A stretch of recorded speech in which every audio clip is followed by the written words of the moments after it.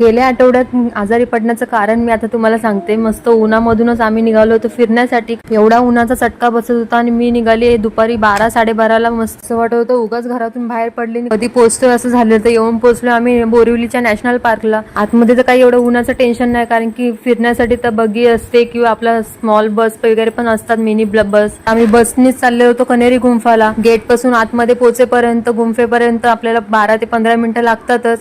तर ही बघा मस्त एन्जॉय करत होती, खिडकीतून बघत वगैरे होती, सगळी झाडं वगैरे दिसत होती. तर पोहोचलोय आता. उतरल्यानंतर तर एवढी माकडं होती बघा, जिकडे बघेल तिकडे माकडच दिसत होती. तर साईदनेच्या हातामध्ये बिस्किट होतं, तिचं बिस्किट घेऊन पळाला मंकी.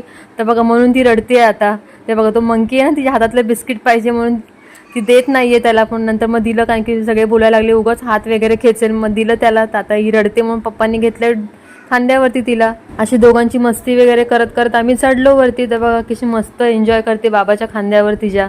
त्यानंतर मग वरती गेल्यावर पण आपल्याला तिकीट काढावी लागते. आम्हाला वाटलं इकडे तर खूप छान बघायला वगैरे असेल लहान मुलांना, पण खूप मोठा पचका झाला, कारण की ऊन एवढं प्रचंड होतं ना. या उन्हामध्ये आम्हाला फिरावं लागलं.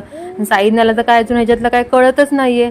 असंच आम्ही गोल गोल गोल गोल फिरलो. जरासं वरती जाऊन बघितलं, पण बहुतेक तर सगळं बंदच होतं इथे. वाटत होतं ते लायन सफारी केली असती ती बरं झाली असती. तिने प्राणी वगैरे तरी जरा बघितले असते, लायन बघितला असता.